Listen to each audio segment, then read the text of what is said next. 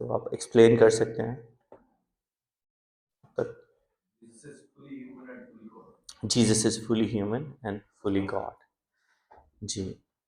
तो जब हमने गॉस्पेल ऑफ जॉन शुरू की थी, oh I think I am using this mic, sorry I wasn't aware of, I have this one. So जब हमने गॉस्पेल ऑफ जॉन शुरू की थी तो हमने देखा था कि पहले चैप्टर में जॉन जो जो क्लेम्स यीशु के लिए करेगा, यूहन्ना जो लिखारी है, पाखरू जो जो यीशु के बारे में लिखवाता है पहले बाब में, अगले अबवाब में वो उनको प्रूव करता है। तो किसी को याद है कि यूहन्ना की इंजील शुरू कहां से होती है? इन इन द बिगिनिंग, इब्तिदा में कलाम था और कलाम खुदा के साथ था और कलाम ही खुदा था। तो जो कलाम के लिए वर्ड यूज हुआ था वो लोगोस था, और हमने देखा था कि लोगोस सिर्फ कलमा नहीं है, एक बड़ा कंक्रीट और गहरा वर्ड है जो एक जीती जाती फोर्स है। तो मैंने ये बताया था कि जो वो पहले चैप्टर में लिखवाएगा आगे उसने एक्सप्लेन करना है। तो 5वें चैप्टर में आज की जो आयत हमने पढ़ी है वो एक्चुअली यीशु बता रहा है कि वो क्यों लगॉस है, यूहन्ना क्यों लिख रहा है कि मैं लगॉस हूं। ये यीशु के अपने मुंह के अल्फाज हैं। ये काफ़ी डिफ़िकल्ट पैसेज है इन अ सेंस कि इसमें ट्रिनिटी है, और मुझे बड़ा बड़ा टाइम लगा मैं कि इसको अ, खुदा मेरी रहनुमाई करे कि मैं इसको एक्सप्लेन कर सकूं, लेकिन मैं इस काबिल नहीं समझता कि मैं इसको अच्छी तरह एक्सप्लेन कर सकता हूं, क्योंकि ये यीशु मसीह के मुंह के अल्फाज हैं। और ट्रिनिटी इट्सेल्फ इतनी कॉम्प्लेक्स है कि सेंट ऑगस्टिन जो है, वो मैंने बताया था 5th सेंचुरी के फादर थे, और वो अर्ली जो चर्च फादर हैं उनमें उनका बहुत गहरा रोल है। तो उनकी ये ट्रांसलेशन मैंने ली है क्योंकि 5th सेंचुरी में जो इंग्लिश थी वो पुरानी इंग्लिश है, वो दौ दी वाली इंग्लिश है।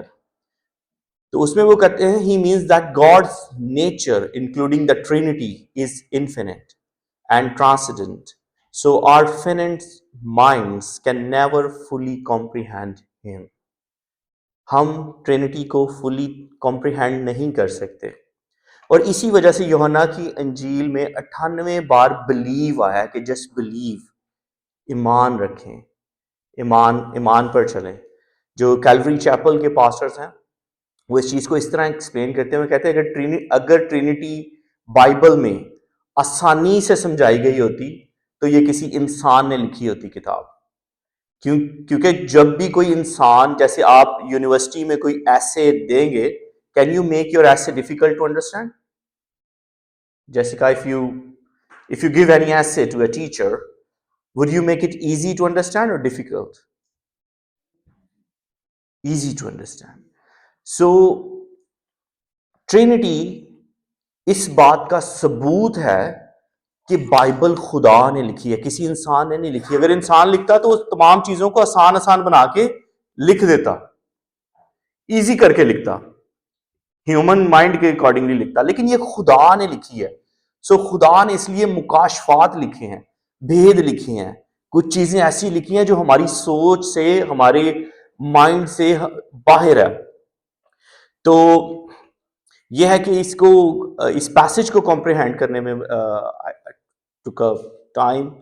मुझे रात को भी मैं घर जाके काफ़ी देर बैठा रहा, और फिर सुबह उठ के बैठा रहा, इस पे रिफ्लेक्ट करता रहा, लेकिन फिर भी अ, जितना भी हुआ हम उसको देखेंगे जो खुदावंद ने मुझे अतायत किया। दो तरह के तरीके होते हैं। समटाइम आप सरमन आपने देना होता है, आप किसी का भी सरमन कॉपी करके सुना सकते हैं, but that's not a divine help. ये सबसे रॉन्ग मेथड है, याद रखिएगा। जब आप किसी की कोई चीज़ को सुन के या कॉपी करके डिलीवर कर देते हैं, दैट्स नॉट नाइस। जब तक आप दुआ नहीं करते, आप खुद रिफ्लेक्ट नहीं करते, खुद पैसेजेस को सर्च नहीं करते, बाइबल को पढ़ते नहीं है, तो मेन जो है वो कलाम को सुनाने का मेथड जो है वो यही है। So can you move display the versus? आज हम स्लाइड्स नहीं बना सके। हम यूहन्ना की इंजील इसके 5वें बाब पर पहुंचे हुए हैं। कुछ पॉइंट्स को हम देखेंगे कि Jesus said to them, my father is always at his work to this very day, अब तक, एंड आई टू, मैं भी, I am working same like father की तरह। सो यसु यहां पर खुदा के साथ जात में, असेंस में, फितरत में बराबरी बता रहा है कि जो खुदा की जात है वही मेरी जात है। सो लोग कहते हैं कि यसु ने कहा कहा कि मैं खुदा हूं। सो उनके लिए ये वर्सेस जो है, ये पैसेज जो है, वो चैलेंज भी है और जीता जागता सबूत भी है कि यसु अपनी जाते इलाही को खोल कर बयान कर रहा है, अपनी डिविनिटी को वाज़े अल्फाज में बयान कर रहा है। वो कहता है मेरा बाप अब तक काम करता है और मैं भी अब तक काम करता हूं। अब यहां पर जो समझने वाली बात है, यसु यहां सब्बत को डिफेंड नहीं कर रहा, वो अपनी डिवाइन नेचर को बता रहा है, अपनी इलाही फितरत को बता रहा है, क्योंकि वही कायनात को मुकम्मल तौर पर संभालता है। अगर किसी को, अगर हमने याद हो तो हमने लोगोस के बारे में जो देखा था, तो लोगोस एक्चुअली यूनिवर्स को संभालने वाली पावर थी। सो इस वजह से यूहन्ना रसूल यसु मसीह को लोगोस लिखता है, क्योंकि यसु अपने मुंह से कह रहा है कि मैं सब कंटिन्यूसली वर्क कर रहा हूं, I am the force who is working continuously. So इसका मतलब है कि यसु वो ताकत है जो कायनात को संभालती है, निजाम को चलाती है। अब मेरे और आपके लिए ये बात जो है ना शायद इजी होगी और मे भी शायद हमें समझ ना लगे। अब यहूदी जो थे वो फहम और यहूदियों की फहम और सोच के मुताबिक सब्बत के दिन काम करने का इख्तियार सिर्फ यहोवा को था। यहोवा जो है इस्राएल का मुहाफिज, ना सोता है ना ऊंघता है, ही इज कंटिन्यूसली वर्किंग। अभी जो सिस्टर स्टेला ने जबूर पढ़ा है उसमें भी यही है। सो जबूर 121 में भी ये था, पैदाइश की किताब में भी लिखा था कि God uphold the universe continuously. So क्योंकि यहोवा कायनात को संभालता है, सूरज चांद को, सितारों को, सियारों को, हर हरकत को कंट्रोल करता है, तो यस्सु यहां कह रहा है कि मेरे पास सेम अथॉरिटी है, आई एम कंट्रोलिंग यूनिवर्स। मेरा बाप अब तक काम कर रहा है और मैं भी काम कर रहा हूं, I am continuously doing the thing which father is doing. So यहां यस्सु ने अपना डिवाइन होना बता रहा है। यस्सु खुद को खुदा की जात और सफात में शामिल कर रहा है। यहोवा को अपना बाप कहना, ये दावा करना, उसके पैटर्न पर, इस तरीके पर काम करना, ये बहुत बड़ा चैलेंज था उनके लिए, फरीसियों के लिए, शराक आलम के लिए, यहूदियों के लिए। यहूदियों के लिए बहुत बड़ी बड़ी समस्या थी। इसकी इंटेंसिटी को समझने के लिए अगर हम वर्स 18 पढ़ें, तो वर्स 18 इसकी इंटेंसिटी बताती है कि किस इंटेंसिटी पे उन्हें गुस्सा आया। लिखा हुआ है, for this reason the Jews tried all the hard to kill him। क्यों उन्हें उसको मारने की जरूरत पड़ गई कि यार इसको मरना है? क्यों पिछले संडे हमने देखा था कि उसको क्यों पागल कहने लग पड़े, क्यों उसको जादूगर कहने लग पड़े? ये कोई आम क्लेम नहीं था। हम जब उर्दू बाइबल पढ़ते हैं तो हम शायद इस तरह देखो, अच्छा जैसे बाप काम करता है बेटा वैसे काम करता है। No, it's not that. We will see how it's a different terminology. ये फर्क चीज है कि वो ना सिर्फ फक सब्बत का हुक्म तो रहा है, बल्कि खुदा को खास बाप कहकर अपने आप को बाप के बराबर ठहरा रहा है। माई father is working and I am working, यानी मैं भी वही काम करता हूं जो खुदा करता है। यहूदियों ने फौरन समझ लिया कि वो इक्वल गॉड कह रहा है।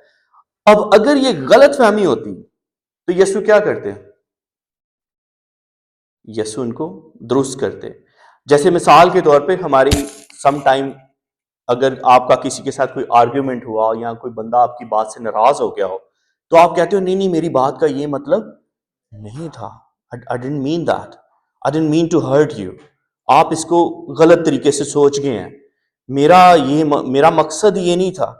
लेकिन यीशु ने यहां कहा है कि मेरा मकसद ये नहीं था। He said it। अगर अगर यीशु अपने आप को खुदा ना बता रहा होता तो वो यहूदियों को कहता नहीं नहीं नहीं, नौजुबिल्ला, मैं खुदा नहीं हूं, मैं नहीं कह रहा, सॉरी आप मुझे गलत मतलब ले गए मेरी बात का। लेकिन उसने आगे जाके उनको और एक्सप्लेन किया। क्या उसने एक्सप्लेन किया? कि जिस खुदा ने आसमान और जमीन को कायम किया वही जॉन बता रहा है कि वही यीशु है, वही उसको थामे हुए है। अब कोई नबी ये क्लेम कर ही नहीं सकता था। सो यीशु जो है, he is Emmanuel, he is God with us, he is fully divine, fully powerful, trustworthy saviour. वो कमजोर होकर आया, उसने अपने आप को खाली किया, लेकिन इसका यह मतलब नहीं कि वो कमजोर था। ही इज फुली सॉवरेन, वो फुली कंट्रोल में था। ही इज फुली ग्लोरियस, उसका नाम सब नामों से बुलंद और ताकत वाला है। ही इज फुली अथॉरिटेटिव, उसका हुक्म आखिरी है, उसकी कुदरत बेहद है और वो हमारे साथ है। Is a fully caring, fully loving, fully committed, और वो हमारी डेस्टिनी, हमारी हर चीज को जानता है। जो रास्ते हमने देखे भी नहीं हुए, यीशु उनको जानता है और वो हमारे लिए रास्ते खोलता है। फिर वापस इस पॉइंट पे आते हैं, for my father is working, Jesus is equal with God in work. Jesus claim को extensive power with the father. अगर हम 19वीं आयत को दोबारा पढ़ें, verse 19 is not there, Urdu में है। यीशु ने उन्हें ये जवाब दिया, मैं तुमसे सच कहता हूं कि बेटा अपने तौर पर कुछ नहीं कर सकता, वही करता है जो अपने बाप को करते देखता है। अब अगर हम दुनियावी सेंस में देखें तो ये हमें थोड़ा सा लॉजिकल लगेगा कि जैसे जो फजल भाई कर रहे हैं उनका बेटा भी वही करेगा, ठीक है। अगर हम देखें जैसे जो बाप करते हैं घर में, बच्चे भी वही करते हैं, लेकिन यहां ये सेंस नहीं है, यहां ग्रीक ये इस्तेमाल नहीं हुई। बहुत फजल भाई के बहुत सारे काम हैं जो उनके बेटे नहीं करते, खुरम भाई के बहुत सारे काम हैं जो उनका बेटा नहीं करता और कर नहीं सकता। They have same DNA but they are different in nature, they are different in height, they are different in colour, so many differences हैं। यहां वो वाली बात नहीं है, ये गौरतलब बात है। वो कहता है वही बेटा, यहां जो ग्रीक में वर्ड यूज है वो है हौसा, whatever father do is doing son will do. क्या आप जो कुछ भी करते हैं आपका बेटा वो कुछ कर सकता है? जो कुछ भी। सो यहां यीशु ये लेवल पे जाके बात कर रहा है, ये वो वाला नहीं है कि बच्चे मां पे कर दे वेखणगे तो बच्चा ने, नो, इट्स अ सेम हौसा, यानी वट एवर। ये एक स्ट्रॉन्ग लॉजिकल आर्ग्यूमेंट है जो यीशु ने अपने बारे में दिया, ट्रिनिटी के बारे में दिया। This is a very strong logical, कि इसकी कोई हद नहीं है, कोई पाबंदी नहीं है, कोई इस्तिस्ना नहीं है। खुदा जो कुछ भी करता है बेटा वही करता है, और ये उनकी मुकम्मल मशाबत, मुकम्मल शराकत, मुकम्मल यूनिटी, मुकम्मल यूनिकनेस को बताता है कि they are one in work. ये सिर्फ ओबीडियंस नहीं थी, ये प्रॉपर अथॉरिटी थी। They are fully, they have a same authority. And this is not only submission, it's an equal authority. जो अथॉरिटी बाप की है वही यीशु की है। आज तक किसी नबी ने, किसी रसूल ने, किसी फरिश्ते ने, किसी इंसान ने, किसी माबूद ने ये क्लेम नहीं किया और ना ही कर सकता है, क्योंकि ऐसा दावा खुदा के बराबर होने का दावा है। इसी वजह से यहूदी क्या कर रहे थे? For this reason the Jews tried all the harder to kill him. यहूदियों के लिए यह बड़ी चैलेंजिंग स्टेटमेंट थी कि कैसे हो सकता है कि एक प्रॉफिट या एक बंदा या एक इंसान अपने आप को इस लेवल तक ले जाए। So he is not only a prophet, so don't make him prophet, don't compare him with the prophets. He is more than that, he is God. So कोई मखलूक ये क्लेम नहीं कर सकती। और अगर कुछ लोगों का ये भी ख्याल होता है नहीं, कुछ काम जो है वो खुदा ने नबियों को दिए थे वो उनकी तरह कर सकते हैं, जैसे खुदा क्रिएट करता है तो हम भी क्रिएट करते हैं। कुछ जो थियोलॉजी पढ़ते हैं, कुछ म्यूटेबल एट्रीब्यूट्स होते हैं, कुछ इम्यूटेबल एट्रीब्यूट्स होते हैं। इम्यूटेबल जो आप चेंज कर सकते हैं, इम्यूटेबल जो आप शेयर नहीं करते। लेकिन यीशु के पास वो तमाम एट्रीब्यूट्स थे जो खुदा के हैं। ऐसा नहीं है कि कुछ अथॉरिटी यीशु को दी हुई थी, no, he has fully authority which God has. वो हम आगे जाके देखेंगे। इसलिए यीशु कोई मखलूक नहीं था, वो नबी नहीं था, कोई फरिश्ता नहीं था, वो इन सब से अफजल है। और कुलसियों के खत में लिखा है कि तमाम कायनात को कंट्रोल करने वाला यीशु है और बाप के साथ को एग्जिस्ट करता है। फिर मरकज की इंजील में यीशु मसीह गुनाह माफ करते हैं। आपको याद होगा वो वाकया जो अपाहज को लेके आता तो यीशु उसको कहता है कि क्या कहना आसान है, उठ चल, फिर यहां तेरे गुनाह माफ हुए। तो कहता है जा तेरे गुनाह माफ। अब यहूदियों को यह भी पता था कि गुनाह माफ करना तो सिर्फ यहोवा का काम है और कोई गुनाह माफ नहीं कर सकता। कोई नबी गुनाह नहीं माफ कर सकता, कोई फरिश्ता नहीं कर सकता, कोई शख्स जो है उसमें ये पावर नहीं है कि वो किसी के गुनाह माफ कर सके, कोई किसी के लिए बपतिस्मा नहीं ले सकता, कोई किसी की वो किसी को सेफ नहीं कर सकता जब तक खुदा किसी को सेफ ना करे। तो यहां यीशु बता रहा है कि उसके पास ये तमाम राइट हैं जो बाप के राइट हैं। जो बाप काम करता है वही बेटा काम करता है। फिर क्रिएटिंग लाइफ, ज़बूर 104 उसकी 30वीं आयत में कि यहोवा लाइफ क्रिएट करता है, खुदा की रूह जिंदगी देती है। और ये खालिसन तख्लीकी दावा था। और लगॉस जो है, यूहन्ना जो हम लगॉस की डेफिनेशन देखिए, लगॉस जो है वो लाइफ गिविंग सोर्स है। और यीशु मसीह 21वीं आयत में कहता है कि बेटा जिसे चाहता है जिंदगी देता है। हम आगे जाके इसके बारे में देखेंगे कि same authority, so equality with the right, equality with the power, equality with the nature and equality with the will. ये तमाम पावर विल यीशु मसीह के पास थी। खुदा जैसे काम करता है, खुदा की नेचर की तरह काम करता है, खुदा की फितरत की तरह काम करता है, खुदा की एसेंस और खुदा की हूबहू सिफ्त जो है वो यीशु मसीह के पास है। अगर दो हस्तियों के बारे में अगर ये कहा जाए कि उन दोनों की चीजें सेम है, तो क्या वो दो अलग हो सकती हैं?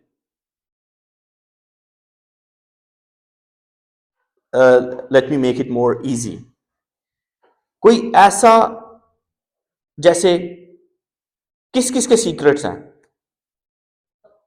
सबके। शेखराम ने अच्छी तरह बोला है। मेरे सीक्रेट्स ऐसे हैं जो मेरी वाइफ को नहीं पता। ऐसा हो ही नहीं सकता कोई शख्स कहे कि जी मेरे बारे में हर किसी को पूरा पता है। आप में से कोई क्लेम कर सकता है जो कहे कि मेरे बारे में हर किसी को पूरी चीज पता है? यस्सु ये क्लेम कर रहा है कि बाप और उसके दरमियान कोई सीक्रेट। तो इसका मतलब फिर क्या है? वो खुदा है। वो खुदा है। जब बाप की और बेटे की हर चीज साझी है, उनके दरमियान कोई सीक्रेट ही नहीं है, तो आप देखें कि हस्बैंड वाइफ के दरमियान भी सीक्रेट है, बच्चों के अपने सीक्रेट है, यहां तक कि आपके फोन्स पर लोग हैं, आप शेयर भी करते हैं बहुत सारी चीजें। अब हस्बैंड वाइफ के बारे में कहा गया कि वो दो जिस्म एक जान होंगे, लेकिन एक जान होने के बावजूद भी उनके अकाउंट अलग अलग हैं, उनकी बहुत सारी चीजें अलग हैं। दे हैव आईडीज अलग, आइडेंटिटी कार्ड्स अलग, उनका ड्रेस कोड अलग है, हर चीज अलग है। यीशु में ये चीज नहीं है। यीशु और बाप की they have equal everything. That's why he is God. इसलिए वो खुदा है। सेम पावर, सेम अथॉरिटी और इन्फिनिट पावर, लामहदूद पावर है। खुदा की पावर इन्फिनिट है, यीशु की पावर इन्फिनिट है। खुदा इन्फिनिट काम कर रहा है, यीशु भी इन्फिनिट काम कर रहा है। खुदा अपनी विल से काम कर रहा है, यीशु भी अपनी विल से काम कर रहा है, अपनी मर्जी से। और ये परफेक्ट यूनिटी को बताती है। ये सारा passage perfect unity, perfect trinity को बताता है। हम पूरा पैसेज नहीं देखेंगे, will finish at verse 24। So same nature, यीशु जज कर रहा है, यीशु फॉरगिव कर रहा है। जो तमाम पावर्स जो खुदा के पास थी वो यीशु क्लेम कर रहा है, इसलिए यीशु मखलूक नहीं है। और अगर ये दावे सच ना होते तो फिर यीशु सबसे बड़ा ब्लास्फेमर था, सबसे बड़ा ब्लास्फेमर था। ये फिर वो सबसे बड़ा गुस्ताख था। और क्योंकि ये दावे सच थे, यहूदी उसको जुटला नहीं सकते थे। जो वो कहता था वो करके दिखाता था। For this reason the Jews tried all harder to kill him. इस वजह से यहूदी उसको मारने के पीछे दर पे चले गए। कोई मखलूक, कोई भी शख्स आज तक वो दावे, वो क्लेम नहीं कर सकता। एक वर्ड होता है पैराडॉक्स, कुछ ऐसी स्टेटमेंट्स होती हैं जो आज तक किसी ने ना कही हो, और जो स्टेटमेंट्स बड़ी ऑकवर्ड होती, बड़ी डिफिकल्ट टू अंडरस्टैंड होते हैं। यीशु मसीह की कोई 23 से ज्यादा पैराडॉक्सल स्टेटमेंट है। जैसे मिसाल के तौर पे यीशु मसीह कहते हैं जो अपनी जिंदगी को हासिल करना चाहता है वो खो दे, मतलब जो जीना चाहता है वो मर जाए। So that's a not understanding statement कि आप जीना चाहते हैं लेकिन आपको मरना है। आप कहता है जो बड़ा होना चाहता है वो छोटा हो जाए, टोटली ऑपोजिट। कभी बड़ा होना है तो छोटा होना पड़ेगा, तो फिर जब छोटा होना है तो फिर बड़ा ही क्यों होना है। सो दीज स्टेट ह्यूमन इंसान ऐसी स्टेटमेंट्स नहीं दे सकते। ये खुदाई स्टेटमेंट्स हैं, ये पैराडॉक्स हैं जो आज तक किसी इंसान ने ये स्टेटमेंट्स नहीं दी। ये रूहानी स्टेटमेंट्स हैं जो यीशु मसीह ने दी और जो बताती है, उसके मौजज़ात बताते हैं, उसके काम बताते हैं कि वो खुदा है। और इस 2 वर्सेस से हम देखते हैं कि son shares the same divine nature जो बाप की है, सेम पावर, उसकी कुदरत, his power, his will, his work, his nature is equal to God. यीशु के पास खुदा जैसी कुदरत है, खुदा जैसी मर्जी है, खुदा की तरह काम करता है, खुदा की तरह रिएक्ट करता है, इसीलिए वो हमारा खुदा है, इसलिए हम उसको खुदा कहते हैं। The Son is equal with the Father because he shares the same eternal divine nature, his same power. So ये तमाम क्लेम्स बताते हैं कि यीशु जो है वो हमारा खुदा है। If we read, can you move verse 21?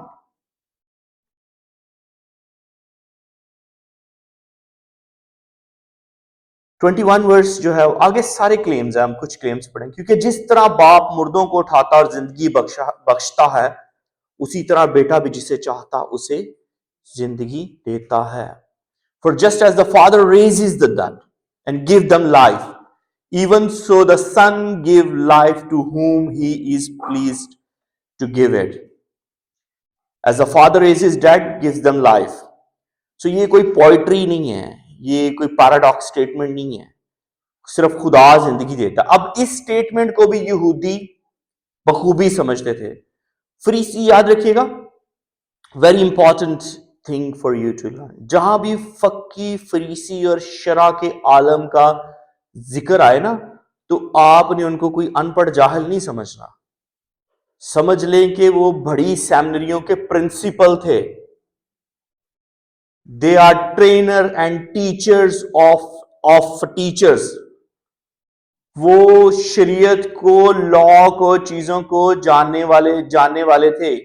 Stacy, what are you doing? Okay, can you come here?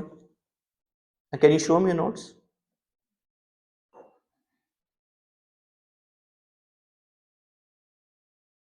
Okay, sit here. I'll see it later.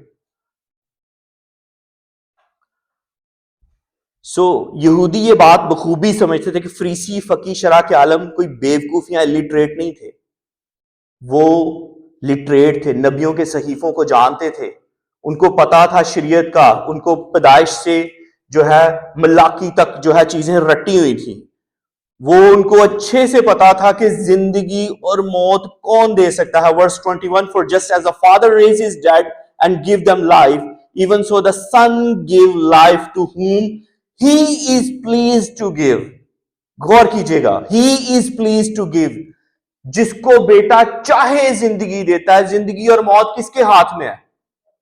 खुदा के हाथ में है। लेकिन वो कह रहा है जिसको मेरी मर्जी होगी।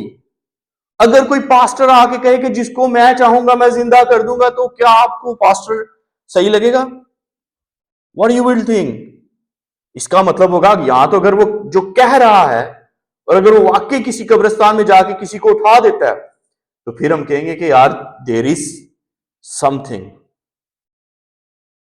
तो यीशु ने जो कहा उसने किया। यहां पर एक वर्स है ओल्ड टेस्टामेंट की, Deuteronomy 32-39।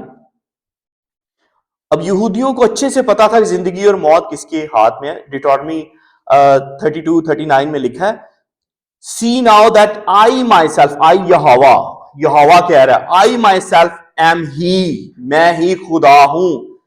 There is no God beside me. यहोवा कह रहा है कि मेरे हजूर कोई माबूद नहीं है। आई पुट, यहोवा कहता है I put to the death and I bring to life. यहोवा कहता है जिंदगी और मौत मैं देता हूं। यीशु कहता है क्यामत और जिंदगी मैं हूं। यहोवा कहता है मैं जिंदगी और मौत देता हूं। यीशु कहता है क्यामत और जिंदगी मैं हूं। आगे यहोवा कहता है I have wounded and I will heal. मैं ही हील करता हूं। यीशु हीलर है and no one can deliver out of my hand. So ये तमाम क्लेम्स जो हैं यीशु जो कर रहा है, यहोवा कहता है कि अब तुम देख लो, मैं ही जिंदगी देता हूं, मैं ही मार डालता हूं, मेरे साथ कोई देवता नहीं है। मगर यीशु कहता है कि मैं जिसे चाहता हूं जिंदगी देता हूं। वो कहता है क्यामत और जिंदगी मैं हूं। फिर पहला, can you move to the first Samuel verse 2:6। Hannah की दुआ, the Lord brings death and makes alive. जहां पर याद रखिएगा एल बड़ा, ओ बड़ा, आर बड़ा, डी बड़ा आएगा, वो यहोवा है। आपने इसको यावे पढ़ना है, ऑल कैपिटल। जहां पर एल बड़ा और बाकी छोटे आएंगे वो खुदा बेटे की बात होती है। यहोवा कहता है, यहोवा brings death and makes alive, he brings down the grave and raises up. लेकिन यीशु क्या कह रहा है, क्यामत और जिंदगी मैं हूं, मैं जिसे चाहूं जिंदगी देता हूं। फिर वो ये कह रहा है कि मैं जिसे चाहूं जिंदगी देता हूं। God has done this. और जीसस क्लेम्स इंडिपेंडेंट अथॉरिटी। जब वो कहता है ना मेरी मर्जी से मैं जिंदगी देता हूं, तो उसकी इंडिपेंडेंट अथॉरिटी है। यीशु की डिपेंडेंट अथॉरिटी नहीं है जिंदगी देने की, उसकी इंडिपेंडेंट अथॉरिटी है। जीसस डज नॉट से whom द फादर कमांड। वो इसने ये नहीं कहा कि जिसको बाप कहेगा मैं जिंदगी दूंगा, मैं बाप से दुआ करूंगा कि इस मुर्दे को जिंदा कर दे, या मैं बाप से इजाजत लूंगा कि भाई इनको जिंदगी दे दे। नो, ही सेड कि जिसको मैं कहूंगा। This is undelegated sovereignty, God's own prerogative. That's the word, मुझे प्रोनाउंसिएट नहीं करना था। प्रेरोगेटिव प्रिविलेजेस होते हैं जो सिर्फ और सिर्फ खास बंदे के पास होते हैं, जो और किसी के पास नहीं होते। A creature can not give life. मखलूक किसी को जिंदगी नहीं दे सकती। To will who lives is a divine act. Therefore Jesus is not mere servant, he is not only messenger, he is not only prophet, he is acting with God's own freedom, which is why he is our God. वो हमारा खुदा है। और इसी वजह से again verse 18, Jews sought to kill him, he made himself equal to God। इसी वजह से यहूदी उसको मारने की दर पे थे। फिर मुर्दों को जिंदा करना एक सिग्नेचर मूव था। सिग्नेचर मूव के बड़ा खास मूव था। जैसे जो sports, those who play sports, you know, there are some players have their signature moves, footballers have their signature style, like MS Dhoni have a helicopter shot, उसकी वो signature shot है, तो उससे पहचाना जाता है कि ये धोनी का स्टाइल है। जो बॉलर्स होते हैं उनके सिग्नेचर स्टाइल होते हैं कि यार ये वसीम अकरम का बॉलिंग का स्टाइल ये है। अब यहूदियों के सामने कहना कि जिसको मैं चाहता हूं जिंदगी देता हूं, ये यीशु का सिग्नेचर मूव था कि मैं डिवाइन हूं। I am above them all prophet, above them all angels, above them everything. नबी जब किसी के लिए, किसी को, मुर्दे को नबियों ने भी जिंदा किया, लेकिन उन्होंने दुआ की है खुदा से, उन्होंने खुदा के कमांड पे जो है वो लोगों को जिंदा किया। Prophets pray for life, but prophet prays for life, but यीशु ने कमांड किया। यीशु ने जहां जहां भी मौजा किया उसने कमांड किया। बाइबल में एलाइजा, एलीशा, पीटर, इन लोगों का जिक्र है कि इन्होंने मुर्दों को जिंदा किया, लेकिन उन्होंने दुआओं के साथ जिंदा किया। बट यीशु जब यायर की बेटी को उठाने जाता है तो कहता है बेटी उठ, तलीता कुम।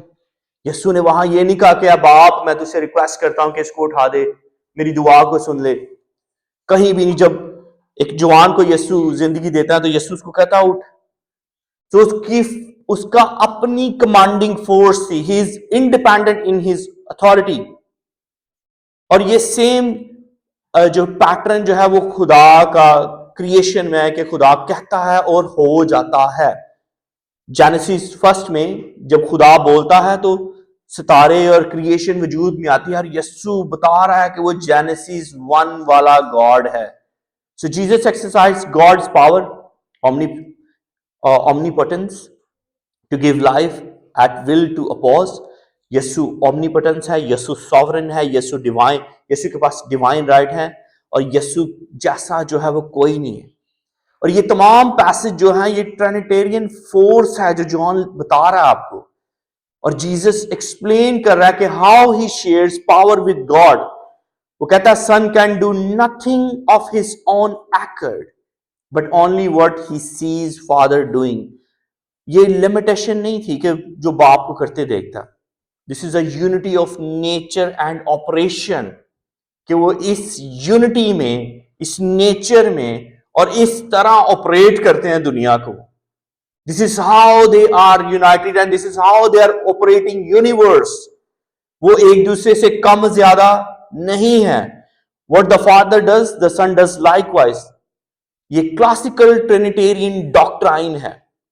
Unity of a sense, distinction of person, cooperation of work, यानी एक ही फितरत, एक ही तरह के अकनूम, एक ही काम को अंजाम देना।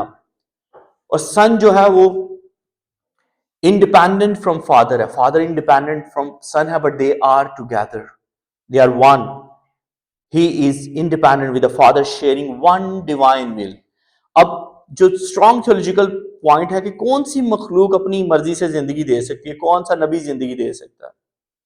अगर यीशु की मर्जी जिंदगी देती है तो इसका मतलब है कि उससे बड़ा कोई जो और नहीं है।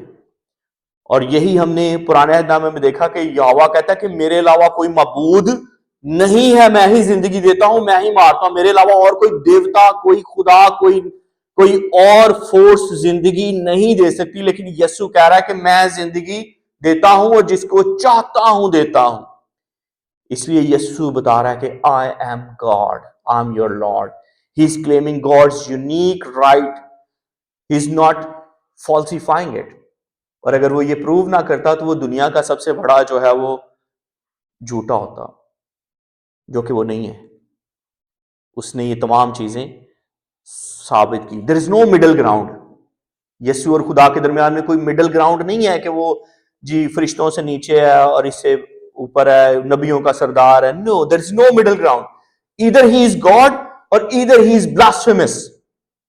या तो वो खुदा है और या वो काफिर है, और हमें पता है वो हमारा खुदा है। मिडिल ग्राउंड नहीं है। जैसे मिसाल के तौर पे नर्सिंग की एग्जांपल इजी टू कोड है। आईसीयू में जो डॉक्टर हैं उनका क्या काम है? पेशेंट्स की केयर करते हैं, लेकिन जिंदगी देना खुदा का काम है। लेकिन अगर कोई डॉक्टर आके कहे कि जी मैं जिसको चाहता हूं उसको वेंटिलेटर से आउट कर दूंगा, मैंने कहना है और इस मरीज ने आउट हो जाना है, तो फिर हमें लगेगा कि नहीं यार ये डॉक्टर यहां तो इसका ज़हन ठीक नहीं है। और अगर वो डॉक्टर वाकई ही कर दे तो फिर हम सोचने पे मजबूर हो जाएंगे कि यार ही इज जादूगर। वही देखिए, वही सेम चीजें फरीसी भी ऐसे सोचते थे कि यीशु को वो कहते थे कि यहाँ तो ब्लास्फेमर है, जादूगर है। और बट वो क्लेम सारे यीशु ने क्या किए? साबित किए। और उसने बताया कि मैं गॉड हूं, मैं जिसे चाहता हूं जिंदगी देता हूं। फिर अथॉरिटी वर्सेस पावर है। बहुत सारे और भी क्लेम है इस पैसेजेस में। हम आगे चलते हैं कि जो अभी जो हम गा रहे थे, तेरियां सिफता गावन लई इंसान में थोड़े ने। आज के सारे पैसेजेस को मैं अब ये गीत जो है ये खुदा बाप के लिए है, लेकिन सेम जो है ये बात खुदा बाप यीशु के लिए लिखता है। अगर हम देखें verse 21 23, can you move to the verse 23? For the Father loves the Son, yes, 23, yeah, that all my honor the Son just as the honor the Father. 22वें से, moreover the Father judges no one but has entrusted all judgment to the Son. So पुराने अहदनामे में judgement का काम भी खुदा बाप का था, लेकिन खुदा बाप ने ये जजमेंट का काम किसको दिया है? बेटे का। और अगर खुदा जो है गॉड जज करता है तो यहां बेटा जज कर रहा है, तो he is equal to God. आगे कहता है that all may honour the Son just as they honour the Father. Very very strong statement. दोबारा पढ़ने लगा हूं, रुक के गौर से पढ़ें। That all may honour the Son, यस्सु को, just as they honour the Father. Urdu में पढ़ते हैं, लिखा है वर्स 23, ताकि सब लोग बेटे को भी वही इज्जत दें जो बाप को देते हैं। तो यहूदी बाप की कैसे इज्जत करते थे? टेंपल में कैसे जाते थे? डरते कांपते, उसकी कदूसियत, उसकी वाहदानियत, कदूस कदूस कदूस खुदाए जुल जलाल। सो यस्सु मसीह भी कदूस कदूस खुदाए जुल जलाल है। सेम ऑनर, सेम इज्जत। हाउ कैन इट पॉसिबल कि कोई नबी ये क्लेम करे कि जो खुदा की इज्जत है वही मेरी इज्जत है? That's a finishing statement. और ये यस्सु मसीह के मुंह की स्टेटमेंट है। यीशु मसीह ने अपने मुंह से कहा है, He who does not honor the son does not honor the father who sent him। जो बेटे की इज्जत नहीं करता वो बाप की इज्जत भी नहीं करता। तो ये कैसे हो सकता है? इजाया 42 वर्स 8 हमने डिस्प्ले की है। इजाया 42 वर्स 8। यसाया, यहोवा कह रहा है, बड़ी खास बात है ये। I am the Lord, that is my name. मैं यहोवा हूं, यही मेरा नाम है।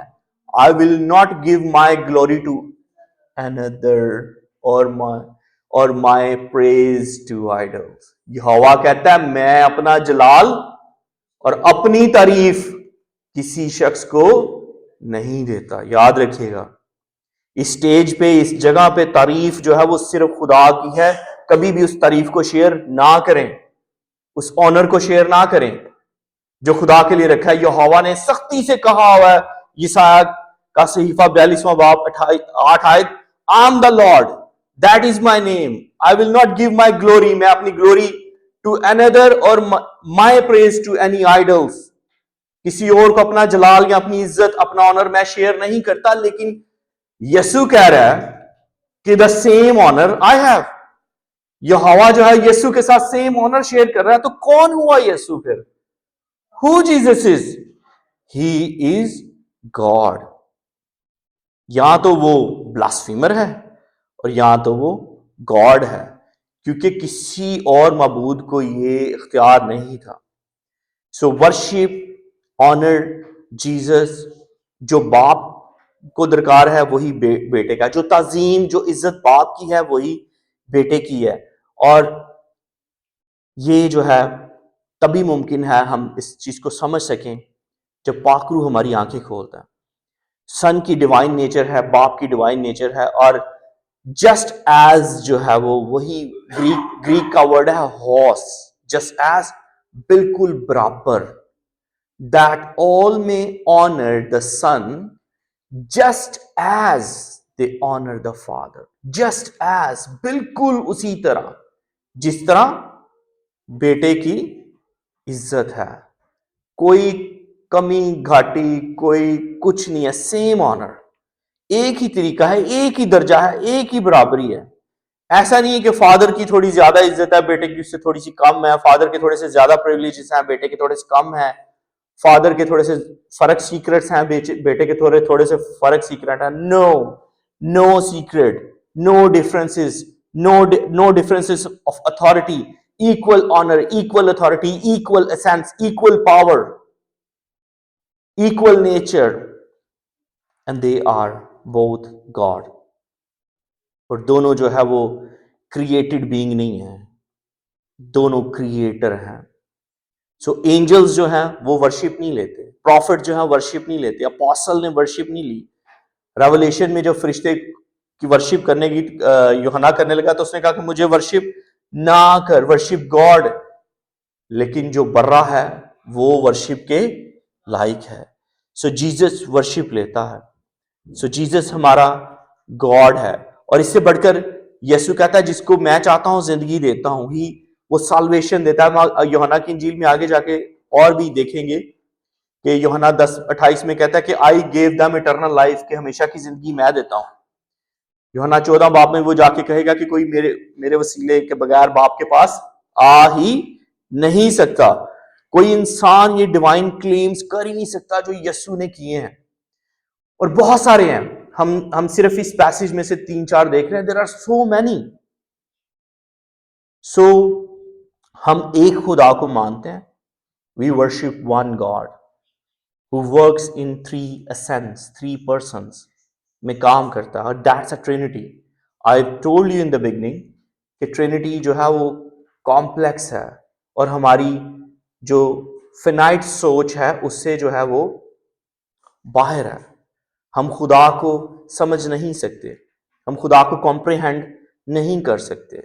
हम जो है, लेकिन हम क्या कर सकते हैं? यीशु मसीह ने कहा ईमान रखो, बिलीव। 98 दफा यूहन्ना की इंजील में आया कि बिलीव, बेटे पर ईमान रखो। ईमान रखोगे तो हमेशा की जिंदगी पाओगे। सो याद रखें कि जीसस जो है वो बाप से अलग नहीं है, वो डिवाइन ग्लोरी में शरीक है। और हम इस पैसेज को यहीं पर ख़त्म करेंगे। इसमें और भी पॉइंट्स हैं, लेकिन मैं समझता हूं कि अगर हम इन 17 से 24वीं वर्स को ही रिफ्लेक्ट करें, सोचें, तो दैट्स मोर देन इनफ। कि यहोवा अपनी ग्लोरी किसी के साथ शेयर नहीं करता। यीशु कहता है वो सेम ग्लोरी, सेम इज्जत मेरी है। जो कदूसियत यहोवा की है वही। तेरियां सिफतां गावन ली इंसान भी थोड़े ने। यहोवा की सिफतें गाने के लिए इंसान भी थोड़ा। यीशु सेम वो ऑनर, वो ग्लोरी ले रहा है। जिंदगी और मौत किसके हाथ में है? खुदा के हाथ में। और यीशु कह रहा है कि मैं जिसको चाहता हूं जिंदगी देता हूं। तो इससे क्या साबित होता है कि ही is not only an ordinary profit, he is more than that. So that's a Trinity. खुदावन मुझे और आपको आज के कलाम के वसीले से बड़ी बरकत दे। नेक्स्ट संडे से हम गॉस्पेल ऑफ जॉन जो है वो उस पर बात नहीं करेंगे। We will talk about Christmas from the coming 4th Sunday, and from the January onward we will move to the John chapter 6। So थोड़ा सा ताकि हम सीजन के अकॉर्डिंगली चीज़ें चलें। तो नेक्स्ट हमारा 29 होगा। सो हम दुआ करेंगे। मेहरबान जिंदा आसमानी खुदावन, तू जो भला है, तेरी शफकत अब्दी, तेरा प्यार निराला है।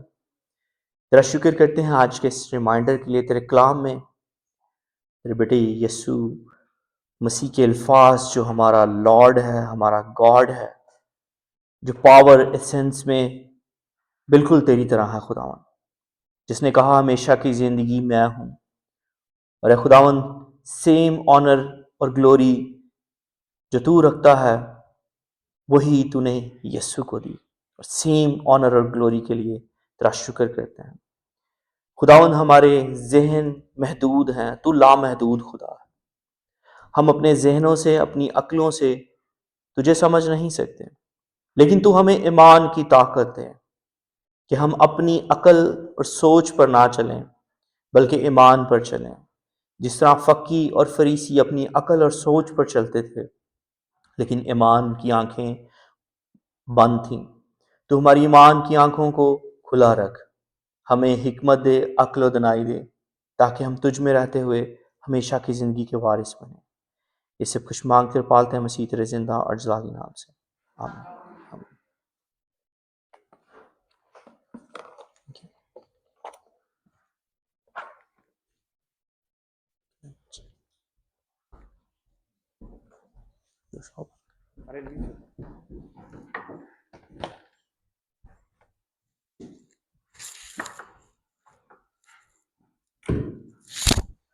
Is it automatically off?